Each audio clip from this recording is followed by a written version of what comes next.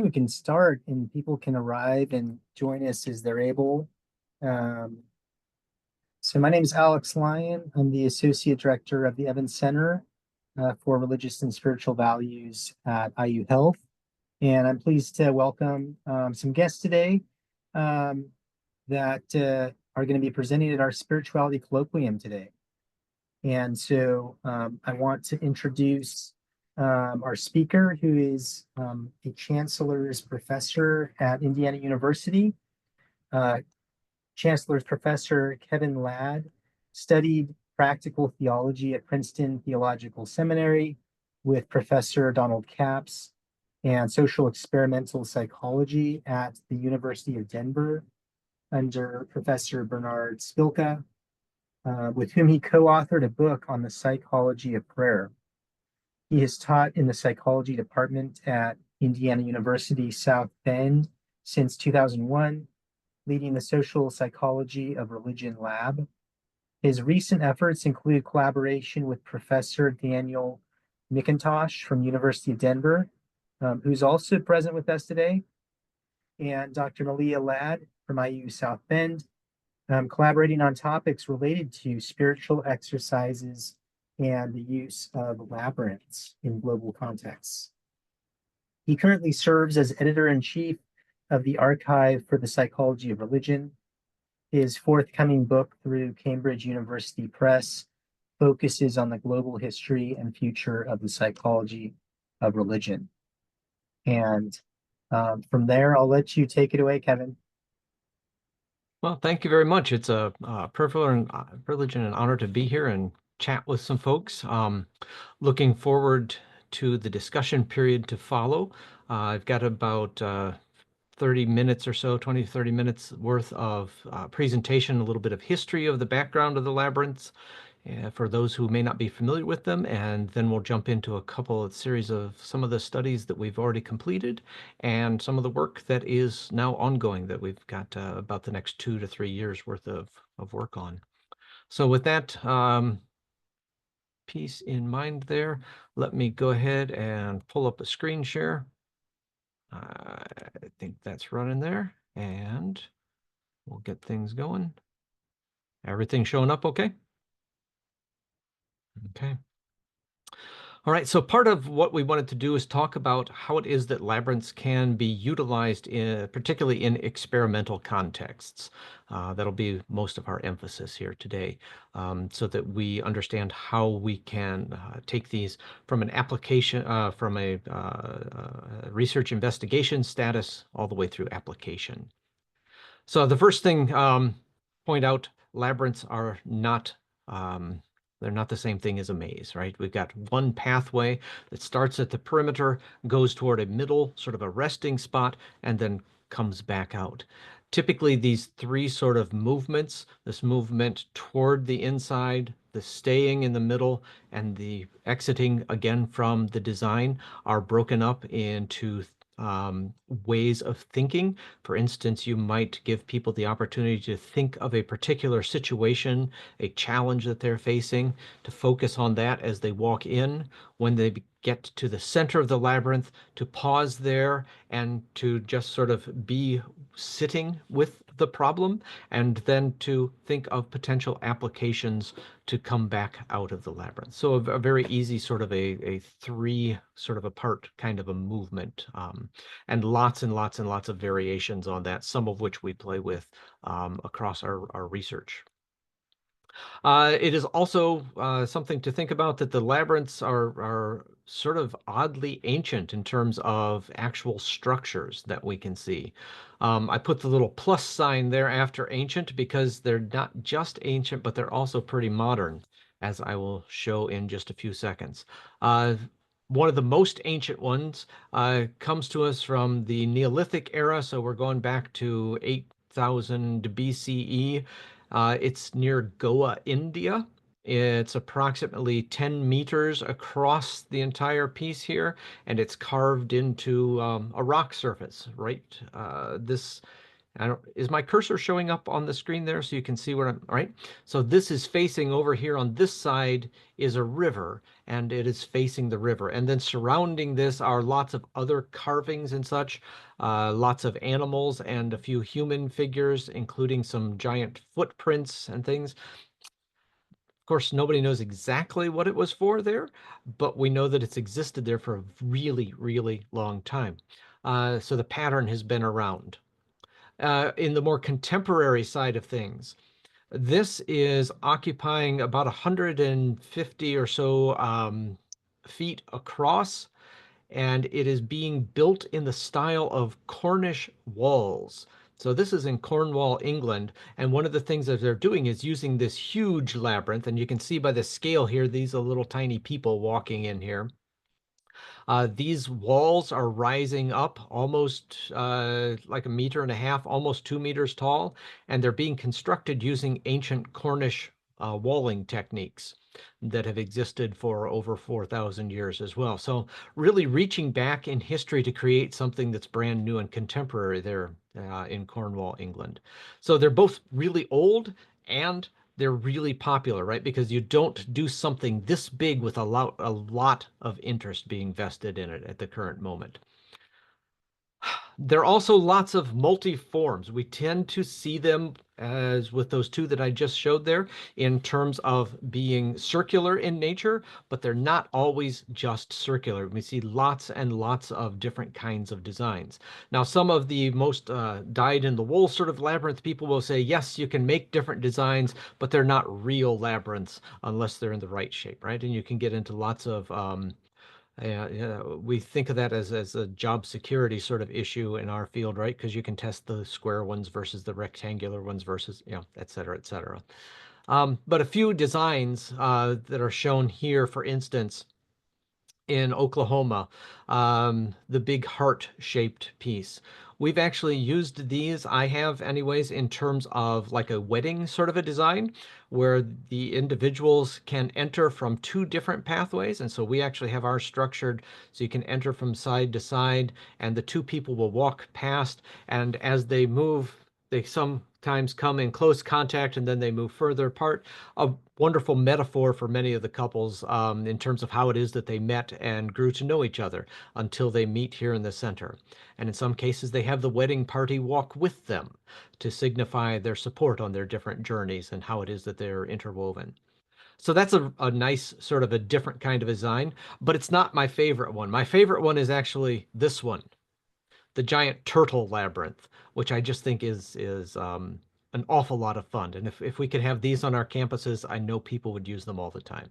So all of these different kinds of designs put us into a place where there's a lot of different sort of movements that are involved. Most everything that we've seen here have had relatively gradual kind of pathways, but you can also design labyrinths that have square corners and more 90-degree kinds of movements.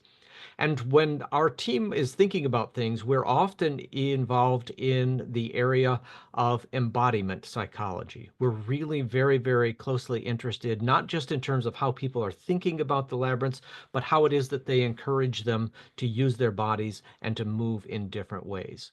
And so for us, the differences are not just sort of in terms of the big kinds of designs that are all circular, but also in terms of how it is that people move with different kinds of regularity through these spaces.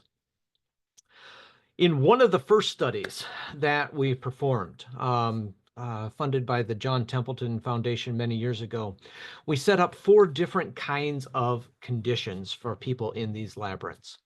One was that they were going to walk a particular design of a labyrinth, which I'll show you here in just a second. Looks like, yeah. So they would just walk the labyrinth. In the second condition, they would just walk a straight line that would go back and forth that was the same distance as walking the convoluted labyrinth path. In the third distance, we allowed them to just walk in the same space with no designated pathways whatsoever. And in the fourth condition, we had them simply sit still. In each of these places, we gave them the same sorts of instructions. We said, for instance, walking the labyrinth is an ancient spiritual discipline or a way to understand who we are in its space. and then use that same sort of permutation of the instructions for everybody. Over the course of this, there were about 70 or 80 people in each one of these different conditions. Here's the kind of labyrinth that we used, a very decorative one that is found in the Cathedral Chartres, France. And it includes this entrance down here and an initial left-hand turn. It has a very long history from the medieval era forward, and people are really familiar with it, and it's very beautiful. Ours in particular was about 32 feet across. So it takes up a big sort of a space, and it's on a canvas that we roll out. Um, Incidentally, this particular piece of canvas is something that we have one of them here in South Bend, and the other one is out in Denver. And both of those are available for people if they should desire to have something like this and would like to borrow it for a weekend or something. We frequently loan this out to different organizations for use in their particular instances. So that is a resource that is available for folks. So as people are walking in that or engaging in other things, we measured several different things. One, we wanted to know what were their actual thoughts? Were they being distracted by a variety of things? Were they thinking about a particular kind of an issue or a problem, something they brought with them? So we looked at their different kinds of thoughts. We looked also at their physical feelings. Very interested again in this embodiment notion. As you're walking the labyrinth, do you get different kinds of physical sensations? I pushed that a little bit further in this very first study, and we also delved into the realm of synesthesia. And we pulled that directly from some of the early writings of William James when he talks about in the varieties of religious experience, talks about the religious experience and uses almost exactly the same language that contemporary reports and descriptions of synesthesia utilize. A really interesting link is something that we're trying to do with different kinds of religious or spiritual exercises is to engage all of the senses in ways that creates sort of a sense of being slightly off edge. So you're not sure exactly what's happening or where things are coming from, which puts us into a psychologically sort of a state of imbalance so that we are ready and more receptive for other kinds of ideas. We're not sure. So we looked at these physical feelings. We also looked at both positive and negative emotions, evaluated these before and after each of these different sort of variables to see exactly what kind of change the labyrinth experience or any of these walking or sitting sort of experiences might evoke in people. And the last things that we did where we talked very specifically my own background in terms of the psychology of prayer. We wanted to know when people were engaging these, if they're thinking of them in terms of some type of spiritual exercise, perhaps they're engaging their prayer in a different way. Maybe they're taught praying about different themes that have to do with themselves or with others or some other kind of connection. So several different sorts of measures. At the end of the day, when we've got several hundred people involved in this, here's what we find. No differences in terms of the thoughts, regardless of which condition they're in. No difference in terms of the physical feelings across the different conditions. No differences in terms of what's going on with the kinds or ways in which they engage in prayer. The one thing that we did find was that across every one of these different activities, we found positive emotions increasing and negative emotions were decreasing. So here, one of the things that we discovered was that there was no real sort of power of a labyrinth that was different than anything else. The caveat that we bring to this, and the reason that we've continued to study this, is because in post-experience interviews, we discovered that the people who were in the labyrinth condition tended to stay in their interview and talk about the importance of the labyrinth for almost 3 times longer than anybody else. So we find no objective difference in terms of all these different kinds of measures. And yet when people come out of the labyrinth, they say it was incredibly powerful. Now we can point to these differences over here and say it wasn't any more powerful in these other ways than anything else was. And yet people walk away with a subjective experience. It was so strong that for the first time in any of the research that I've ever done, people came back after they had completed whatever their randomly assigned condition was, and they said, I didn't get a chance to do that other labyrinth condition. Can I do this project again so that I can walk the labyrinth condition? Never had a participant want to repeat an experimental intervention of some kind. In another step forward beyond that, there are many different churches, 4 or 5 different churches up here now in the area of South Bend, who have labyrinths that they have installed on their individual properties as a direct result of them having had their congregations participate in this experiment with us. So we've seen a really interesting thing where we can demonstrably say the labyrinth isn't any different than just sitting still. And yet congregations and their members and people want the labyrinth more than they want any of these other kinds of spiritual exercises.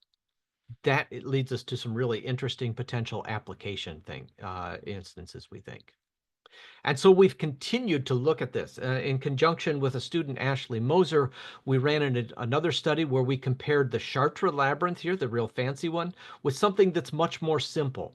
Now, this classic 7 looks a lot like that Neolithic labyrinth in Goa, India, or like the one that I showed you in Cornwall. The difference here is one very strongly of embodiment. When you walk the Chartres labyrinth, you've got turns that are occurring pretty frequently. And you start to feel that turning. And for some people, they start to say this actually becomes sort of annoying for them because of the amount of turning in the convolutions. And over here, you'll see that what happens is you enter and then you begin to have these long sweeping, oops, sorry about that, went the wrong way. We went the long sweeping sort of curves that really give you more of a chance to settle into the feeling of walking a path. And so we wanted to see, are there differences in terms of experiences between the 2 different kinds of labyrinths? That was certainly some feedback we received from the Worldwide Labyrinth Society, of which most of you are probably already members because you knew that existed a long time ago. If you're not, you might want to look it up because it's a fascinating thing. If you do any traveling, they have a worldwide labyrinth locator. You can go any place in the world, type in where you are, and they'll tell you where the nearest labyrinths are. Fascinating. So we wanted to see, are there differences in the shapes because of the embodiment sort of thing, the constant moving, maybe you don't settle in as much. And so here we go.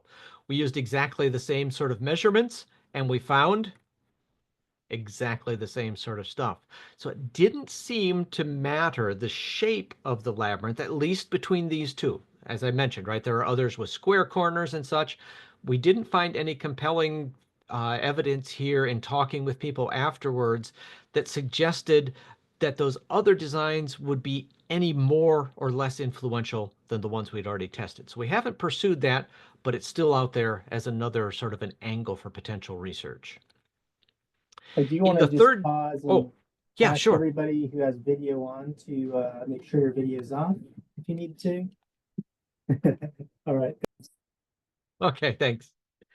The third study, working with another constellation of students up here, as well as one PhD student who is visiting us for the last year from Istanbul to do some doctoral work and study with me here in South Bend.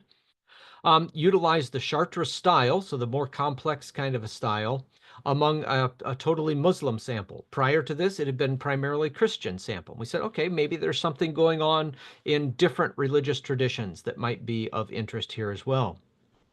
Hannah, in particular, was very taken with expectancy theory within the framework of social psychology.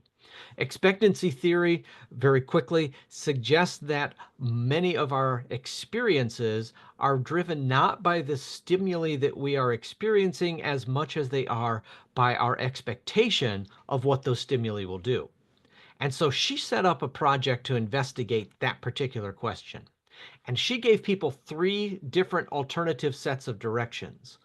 First, she told some people that this walking of the labyrinth is going to really energize you and make you come out feeling really keyed up and excited to go and do things. Second group, she said the labyrinth has a very calming sort of an effect, and you're going to come out and you're going to feel exceptionally peaceful and calm. And in the third condition, she didn't give them any sort of other expectations than whatever they happened to bring with them. What we find at the end of the day, again, is very, very similar. In each of the different conditions, people came out with positive emotions increased, negative emotions decreased, but they did not have any sort of modification that was based on the different kinds of instructions. So it didn't seem in her project that the expectation was driving anything any more than just the simple experience of having walked the labyrinth by itself. So far we've sort of looked at the differences in terms of design, and then we've looked at the differences in terms of instructions. So we're starting to build this case around different ways in which the labyrinth might or might not have some work. The fourth study that was just completed out at the University of Denver with my colleague Daniel McIntosh. I don't know if you want to flip your video on and wave for a second here, Danny. He's down there someplace. He's not on my screen, but I trust that he's waving somewhere. Zach was coming from Williams College on a special summer scholarship to work out there. And Zach went into this with a new idea that we were looking at. We were wondering if maybe one of the things that the labyrinth was doing was sort of slowing down people's perceptions of time. By taking this intentional sort of a long route, it was making them think much more so about the nature of time and their place within it. Zach came out with a couple different things, and I would invite Danny actually to come on and just sort of walk through these few findings there, since Danny was serving as the specific supervisor on this one. Danny, if you'd like to say a few words about this. Sure, yeah.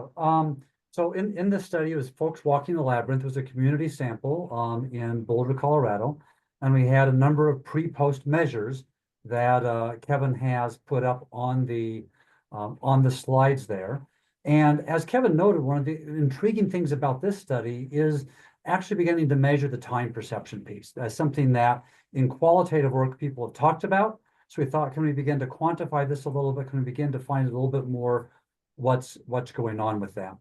The two measures of time perception we had were, one was a time production task, where people are blindfolded. You stick a stopwatch in their hand and you have them say, okay, click the stopwatch for 4 seconds, and then 8 and 16 and 32. And you do that and you record how long they kept the stopwatch going when they thought they were doing it for 4 seconds or whatever these are. And then you do various transformations to make it linear. And you basically look at how off that estimate are they. The primary finding there is that the contemporary time estimation got lengthened after they walked the labyrinth. So they tend to overestimate the time. The people who do time research, time cognition research, talk about how this can be influenced by the body and how the pacemaker that we tend to tell time can get altered by experiences, and that influences what happens. The second time measure was at the bottom of the slide, and that is we asked them after they left the labyrinth, how long did you think you were in the labyrinth? And then we looked at the ratio between time in the labyrinth versus time out of versus how much they thought was in the labyrinth.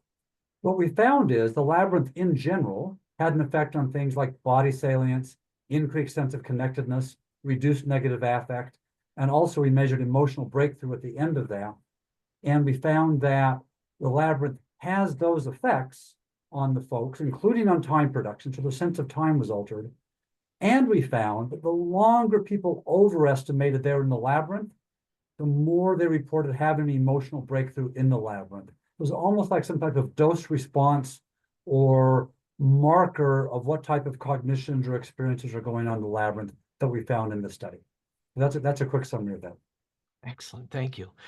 And so it's fascinating, right? Because the people are not necessarily actually taking any longer, but they all feel like it's taking longer. So you're sort of using this encapsulation and you can expand their perceptions of time.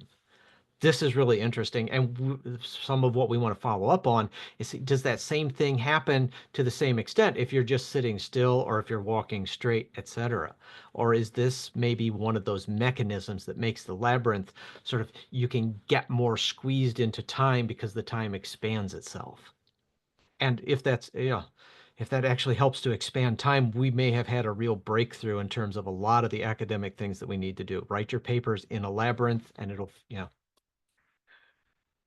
So here's what we're headed for, the current projects that we have going. The Templeton World Charities Foundation has been very generous with us in terms of funding what are going to be a multinational sort of experiment here. Danny and graduate student Brittany out there at the University of Denver, and myself and my spouse Malia, along with several undergraduate students here in South Bend. And we have partners currently in Vietnam and Indonesia, with potential other expansions into both India and Brazil and a few other places, depending on how long we can keep up our stamina on all these things. And in addition to the sort of regular student and middle-aged sort of populations here that we'll be investigating, we also have a special series of studies that are going to be working explicitly with people in geriatric population. We thought we wanted to add the geriatric population in particular because of our interest in embodiment work and understanding that, particularly as we move into the later years, a significant portion of what we're used to in terms of our bodily feedback and such becomes reduced. And if, in fact, this labyrinth is able to sort of expand that experience, would that help in some ways in a geriatric situation to ameliorate some of the other negative situations that they experience? So here are some of the measurements and a quick rundown of some of the hypotheses that we're looking at in a very rough sort of a sketch. We've got some mobile physiological units. So as people are actually engaging in these different kinds of tasks, we can track things, heart responsivity, respiration rates, galvanic skin response, and a couple other measurements there. We also will be tracking very closely their notions of time perception with some of the same measures that Danny just walked over. Some of the hypotheses, things that we are thinking about here, is that the positive effects are driven by a very slow kind of a deeper sort of experience. And whether that deepness and that slowness is an actual lengthening of the experience, so you actually have to spend 40 minutes, or if you only spend 10 minutes, but it feels like 40. Some of that comes from some of the very well-documented relaxation literature in terms of being able to quickly bring your body into a state of quiescence, in terms of sleep and rest and the recovery periods that are associated with that. And we tie in with that kind of literature. We also think that one of the things that is really unique about the labyrinth is that it is artistic as well as it is anything else. You approach some of these, whether it's shaped like a turtle or a heart, it's an engaging sort of a design. And we understand that from our friends in architecture, that one of the things that becomes really important in terms of engagement and experience is that the space has its own kind of a power to pull you in and to isolate you in a positive sense, such that it closes out much of the surrounding environment. So if you're in particular kinds of spaces, what the architects have experienced is that you can create a little, for instance, in New York City, they have what they call pocket parks that are just little tiny entrances in between buildings, and you go in and immediately you're immersed in a very different atmosphere. Doesn't take much space, doesn't take much distance, and yet the space itself creates a completely different sort of experience. We want to look at that. And we think that one of the other outcomes here, because of the way that the labyrinth sort of slows down time, is very richly rewarding in terms of minimal sort of investment for maximal outcome, and it creates this unique sort of a sense of space, is that it is also very likely to address the issues of adherence to a protocol. People frequently know what is good for them to do, and many of you working in the realm of physical medicine understand this vastly better than we do, right? One of the number one problems is people know what they should do, but they don't. They start feeling better, so okay, I'm done with that sort of regimen. I'm not going to finish off the course of medication or whatever because I start feeling better, and then things can turn backwards. We think that what's part of what's happening with these labyrinths is they've created this unique, powerful sort of a space, minimal sort of effort, maximal outcome, and they're beautiful. People are drawn to go back to them. Like, as I mentioned in my very first project, the people came back and said, I want to do this again. And if it's something that we have discovered about the labyrinth, it's that people want to do it more than once. Even when they've got the labyrinth condition, they then want to go back to their congregation and say, we want to commit. In some cases, these groups have committed 50, 60, $70,000, which is pretty substantial, to put in a permanent labyrinth in their space. This is a pretty deep commitment that says we want to keep going back to this. And we think maybe one of the reasons that people say that it's important across longer periods of time is simply because they understand that sitting still is good, but it's not that interesting. They don't want to do the sitting meditation, but something that engages them bodily, physically, in that Jamesian sort of multi-sensory kind of a fashion, pulls them in. They want to do it more often, and long term, they reap the benefits simply because they're doing it. They could get the benefits elsewhere, but it's not interesting or attractive, so they stop. I want to then close out this sort of whirlwind tour through this series of studies and some of the applications that we're looking at by thanking the John Templeton Foundation as well as the Templeton World Charities Foundation for many years worth of funding that makes all of this material possible. And with that, I have come to my 30-minute sort of a mark, and I will pause and see if there happen to be any kinds of questions that you might have from your own particular context. And you can address those to either Danny or myself, and we'll do our best to provide some answers. We thank you very much for your attention.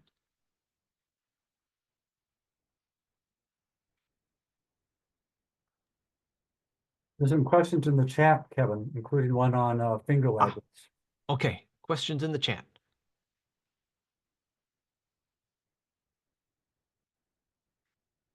Okay, the first one was pretty early on, and I'm not sure what it's referring to there from Karen.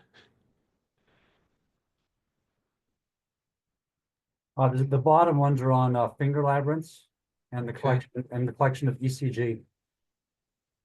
Okay, all right. Effectiveness of finger labyrinths, if it turns out the sense makes a difference. That is one of the a very definite sort of a question that we are also very interested in, and we will compare the finger labyrinths versus the larger ones and see are there differences. As a matter of fact, Danny and I have started an entire spreadsheet of questions like this because we constantly have an influx here in South Bend, certainly of undergraduates, and Danny working with graduate students as well. And so we've got this entire spreadsheet of projects like this that are beautiful because they're very, very straightforward kind of questions, and we can use them both for pedagogical reasons and instructions there, as well as for informational things on a larger research basis. I personally think that there are differences. You know, having engaged both of these, the labyrinth experience from the embodiment perspective is doing something, so it's greater than nothing, but it's not nearly the same thing as actually being in the space and walking. And I'm really interested, especially in terms of some of those Cornwall labyrinths as well, where they've got sort of that higher raised wall, and you can walk them in conjunction with other people.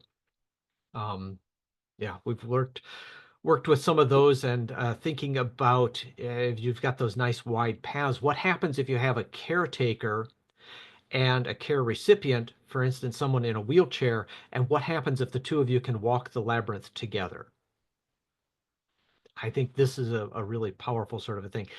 And they do have, we've seen also there are some designs to, by extension, to use finger labyrinths that have one sort of a board that's joined together, but two people can trace labyrinths at the same time.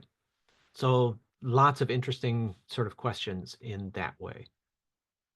Effects of finger labyrinths in NICU sort of settings. I think that could again, the scaled down piece, um, and something I didn't mention about that, sometimes the scale might be an impediment. And we go all the way back in terms of psychology to Wilhelm Wundt and some of the earliest findings in psychology that demonstrated that moderate levels of arousal are what tend to bring out the best, the optimal sort of experience and performance from people. And Wundt was very, very sensitive to the fact that modest levels, or the moderate sort of optimal, the Goldilocks effect, if you will, the modest levels of arousal can vary strongly across individuals and across contexts. And so I think, for instance, if you're in a neonatal sort of a context, you're already pretty maxed out probably in terms of experience. And so something like the finger labyrinth might actually be really useful in terms of sort of pulling that back and giving a little bit of arousal, which might be just optimal at that point because you've already got so much extra. So If I can add to that, I think that's certainly, one of the cool things about that is with the finger labyrinth, they can be where the person is. And for people in a NICU, they want to be there. Having something that is distracting without physically removing them from that context and providing that optimal level of focus that Kevin's talking about. One thing that's interesting to me is, as Kevin and I have talked, is can we figure out the right way of doing this? You know, with a geriatric population that can't get out, or a NICU population that is going to be there and wants to be calm a little bit, which could have huge effects to calm the parents in that situation, with something that allows them to focus and take the journey without leaving where they want to be. So I think it's a great question and really interesting possibilities. and we're very, very excited about those sorts of opportunities. The finger labyrinths, we've just, and it walked out. Uh, my son had just brought in some that we'd had 3D printed, which means these things are becoming very, very accessible and they're relatively low cost. And if we can demonstrate that we've got a low cost kind of an intervention that gives, a strong kind of a piece, you could easily imagine having a stock of 3D printed sort of, things that are easily sterilizable, et cetera, in the healthcare context, to have those things available that don't take up a lot of space, and yet they could have a powerful impact for people to take them and use them as necessary in different sort of places, could be a really nice sort of an event.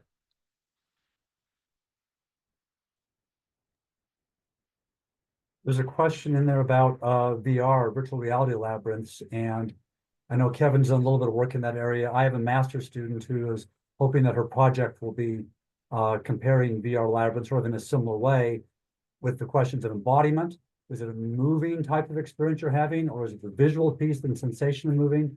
There's both questions of mechanism that can be answered with VR labyrinths, and then questions of application, depending on what we're finding in terms of the underlying mechanisms that are driving some of those results. And again, finger, VR, high tech, low tech. The important thing is to figure out what's the mechanism driving the positive outcomes, and then figuring out how to use that appropriately in interventions in different circumstances. Now, it was been maybe 10 or 12 years ago. There were two pieces I left out that were actually, we classified them as art installations instead of psychological experiments. And one of them involved VR. Turns out at that point, using Oculus Prime, it was really hard to make a circular labyrinth, so it ended up being more rectangular.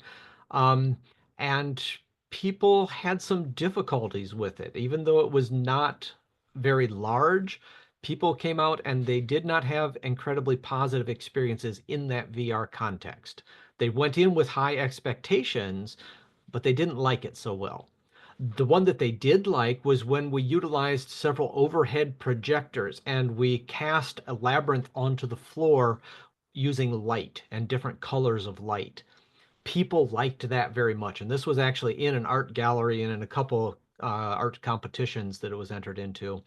and people enjoyed the light. Now, our follow-up that we never got to was to use some of the mobile physiology units and be able to broadcast the physiology back in real time so that, like a biofeedback mechanism, you could change the color of the labyrinth as you were bringing your heart rate and respiration down. You'd be able to sort of turn the labyrinth from hotter to cooler sort of colors. We thought that would be an interesting piece. And it sort of speaks a little bit to Beth's question there about changing the space in which people are at. Or I guess, sorry, it wasn't Beth's piece there. Maybe it was, yeah, Karen, about changing the space in which people are doing. In that way, people would change their own space. But I think Karen's question might be more like, is there like a dedicated place that we could have, maybe like a particular room or something set aside? That might have been I the was issue. just, sorry, I'll just chime in. Okay, yeah, thanks. I was just thinking about all the various ways that we can affect our experience based on space. You were talking about architecture. A million years ago, when I was an undergrad, I wrote about the architecture of museums and museum exhibits, things like that, and how that affects the narratives that they tell. So it's just a personal interest of mine. But we can change our experience with lighting or with music or with, how close are the chairs together, right? It doesn't have to be a whole separate room, even. It was just a comment and sort of a thinking out loud in the chat. Yeah, I appreciate that. And I think that if any of you are interested in that sort of thing, there's a magnificent group called Architecture, Culture, and Spirituality that some colleagues have had running for a number of years now, maybe 2 decades now. And they explicitly go into those kinds of questions, very, very interested in terms of healthcare applications.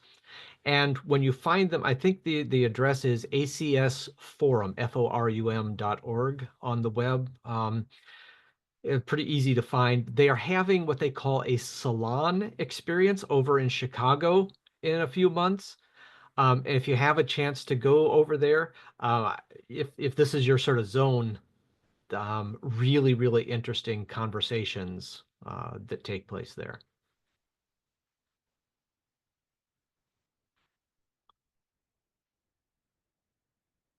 Yeah, and okay, so then back to Beth's question as well there in terms of the wheelchair design.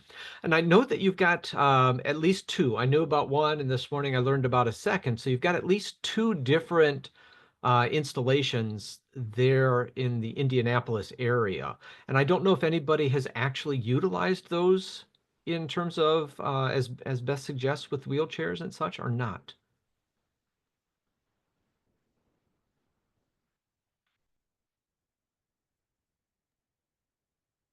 I imagine they could be. I mean, they're they have open areas to get to them. There's not um, steps to that would hinder that. Where are they, Alex? So the one at Riley is on the southeast corner of the building. I was telling Kevin that the one at Riley is often an area of construction. Oh, yeah. But I'll also share this conversation I had with Malaya that um, sometimes there's like literally someone using a pile driver to like break up concrete. And I was like, and I remember one time I was trying to walk through that Riley and that was going on. And it was almost like this sense of if I want to get through this, there's actually like extra energy to focus to get through it. And it is a completely different experience than sort of the free-flowing meditative state of being in silence. But she made the comment that might be a really good analogy for medicine, that some of the spiritual practices we use have to be done in the midst of some really chaotic surroundings. Yeah, I was wondering about the impact of having to be mindful. I don't know how you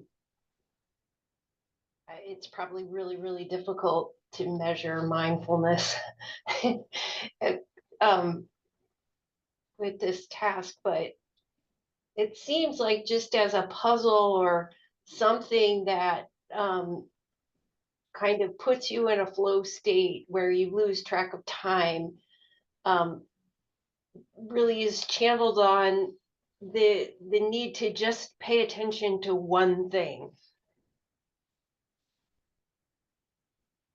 No idea how you get at that, but yeah, I think there's another walking labyrinth at Methodist, but it's not easy to get to. I've gone out there and it's like the entrance where, like, I think a lot of like workers come in and out. I don't think it's very well utilized and it's not the most appealing kind of area, but that's the only one I know of.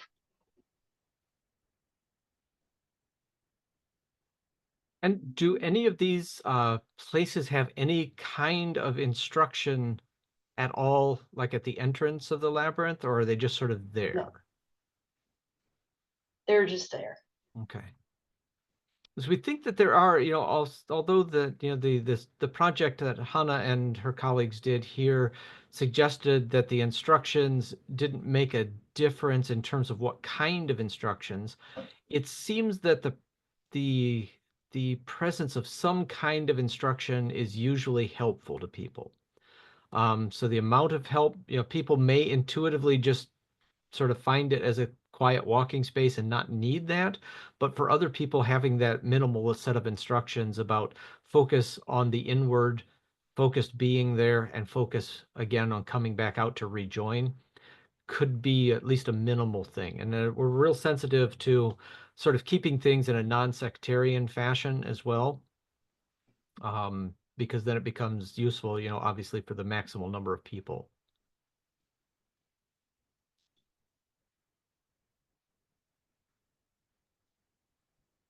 Kevin and Danny, I had a question.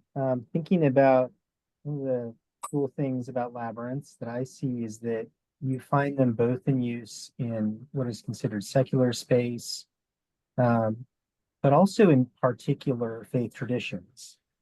And I'm wondering, what are your thoughts on the benefits of people who, in a sense, take in the labyrinth or that spiritual practice as an aspect of their particular tradition, and the benefits of having it in that sense of a shared space as well.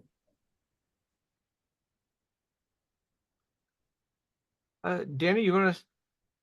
No, I mean, I think that one of the things that is really attractive to me about labyrinths as a spiritual practice is that at one level it's very flexible, that it's been involved in multiple traditions across multiple times, used in multiple ways, and therefore it is invitational, accessible that way, and can be used like in a hospital or a military base or whatever, without keeping people away in some sense, or triggering or sort of being coded as a particular tradition.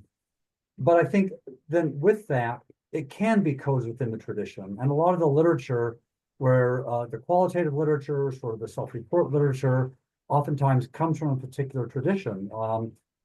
Jesuit retreat sites, for example, oftentimes will have labyrinths connected with them. I was meeting with a Buddhist practitioner a couple of weeks ago, and they were resonating with the labyrinth as a symbol and presence and mindfulness with that. And I think if it can be used as an adjunct to tradition and add a practice that's focused on the meaning that you want to get from that, then it can be used within a tradition. And then the third thing is, because of that combination, it has a universalizing component to it, where people from multiple traditions can engage in the same space together.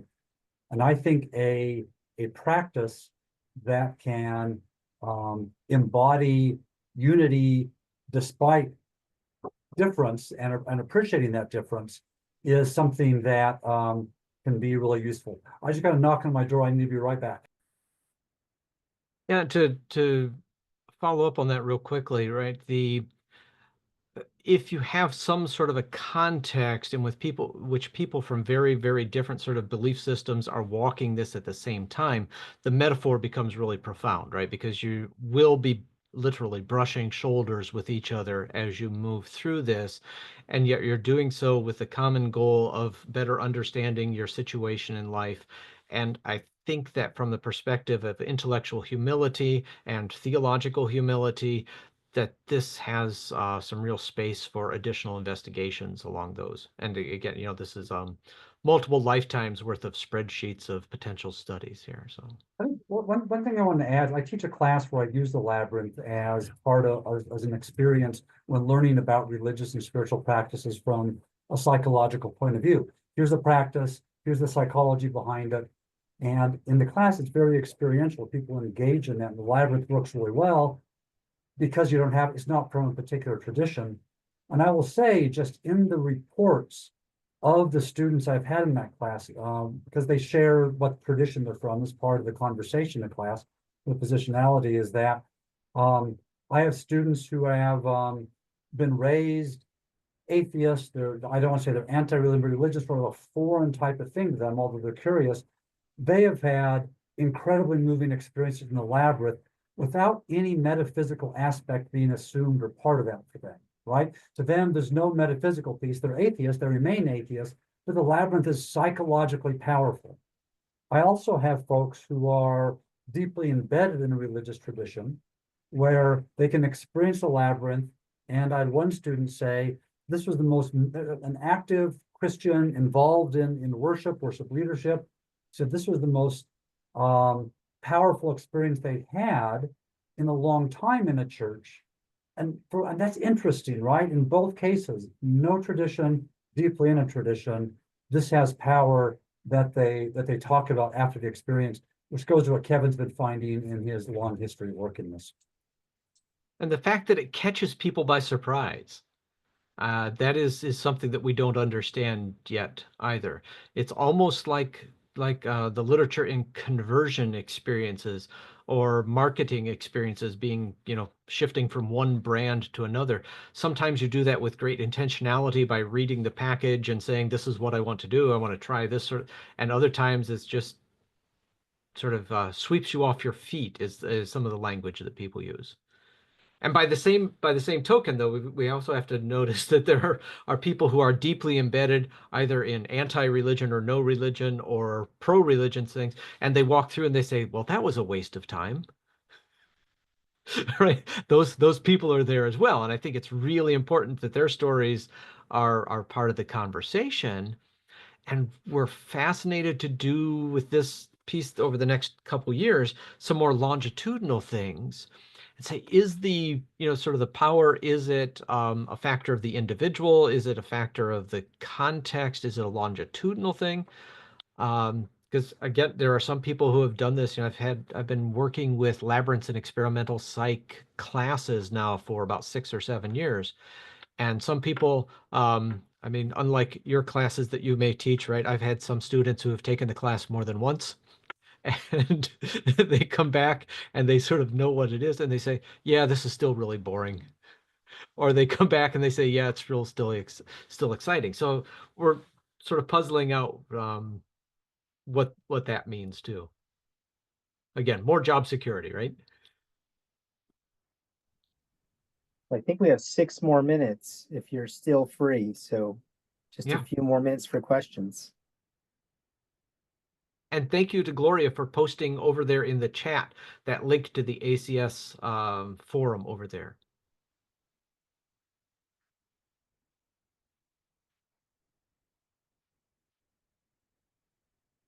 I don't know, maybe you can pull a special shift or something in a Chicago hospital and then take the afternoon off and go over for the conversations.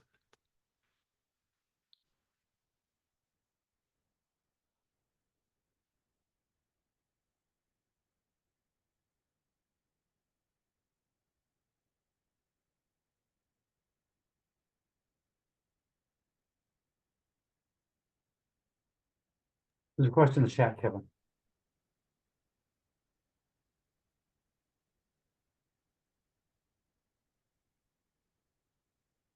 Yeah, in terms of different sort of, sensibilities to what's going on with one's body, I think, yeah, we have not, sort of gone down that particular pathway, so to speak. But it's certainly one that we've got an eye on, and yeah. Yeah, I have a couple maybe related anecdotes from that class. One is I have students do sitting meditation and some hate it. One of them started to sweat and hated sitting meditation, thought it was awful, but then loved the labyrinth. So I think there's individual differences in sort of comfort with the body, embodiment, that type of thing. In terms of more of an oral learner, I did the one anecdote there is I played flute music while they're walking the labyrinth, and one of the feedback was I could not stand the flute music. It was the most distracting, awful thing I heard.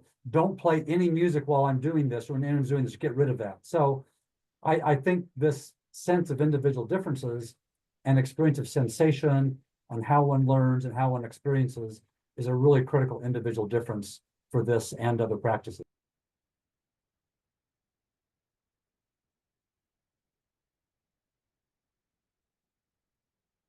There are also meetings of the International Labyrinth Society. They have annual sort of meetings.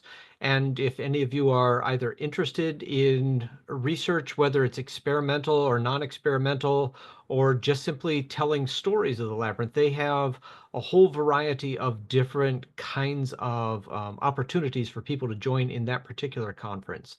And it's held at different locations around the United States each year. That's the International Labyrinth Society. And I think we just passed World Labyrinth Day. I've forgotten. I think it was like the 2nd of February. No, that's Groundhog's Day. But the International Labyrinth Day is in February. Do you remember when that is, Danny? I should remember that. That should be on the top of my head. But I thought it was in May, but maybe I'm thinking May Day. oh, man. I see May It exists. 3rd, World Labyrinth Day. Okay, there we go. Thanks for checking that. Yeah. Post that in the chat.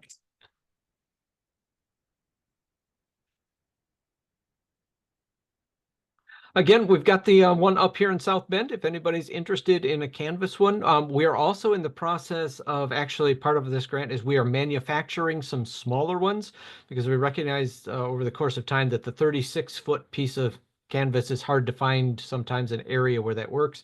And so we're making a variety of smaller ones that will have the 7 circuits, so the more gentle kinds of movement, and they will only be 24-foot pieces of canvas, so they fit much more readily into a space.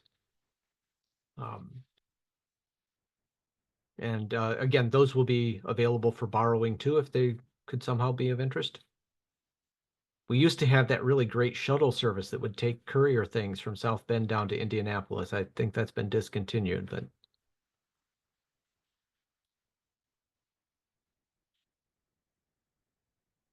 I will toss out two last examples real quick as we come to the end of the time. One is a colleague up in Minnesota who has been using these for many years in grade school contexts as conflict resolution designs. People enter from 2 different sides, the people having a problem with each other, and they walk to the first place, and there's a little stopping place where each person has to explain what the problem is. They move a little further. How does it make you feel? How does it make the other person feel? And come together. Can you find a resolution? And she says that it is advanced to the point now over generations that when children are on the playground and there's some sort of a problem, other children will gather around the 2 people and they'll say, the 2 of you need to go get the labyrinth and bring it out, and we will work with you. And so it becomes a self-regulating conflict resolution. And the last one I'll mention is one of the places that I first became acquainted with this was out at the National Intrepid Center for Health out in Bethesda, Maryland, where they've got a beautiful labyrinth that is set up in particular to work with TBI patients in the military context. And so we talked with them quite extensively about developing programs that work for the finding of both spiritual and physical balance, and how it is that you can incorporate those 2 things into one sort of an exercise that then takes the exercise beyond just sort of doing therapy on a physical level into doing a deeper kind of therapy that they were finding also pretty useful in that military context. So Thank you so much, Kevin, for speaking. Thank you, both you and Danny, for being present. Has been great. And I'll just leave a note that the picture I get from the labyrinth, and especially as you were talking about what it's like for people from multiple backgrounds to walk it together and literally brush shoulders. In that sense is maybe the labyrinth is also a symbol of what healthcare is like. We've all come in together and get to find ourselves walking alongside each other and taking care of patients. So Very nice. Well, we thank you again very much for the invitation. It's been a pleasure to be here. Have a great rest of your Thursday, everybody. Okay. Take care. Thank you all.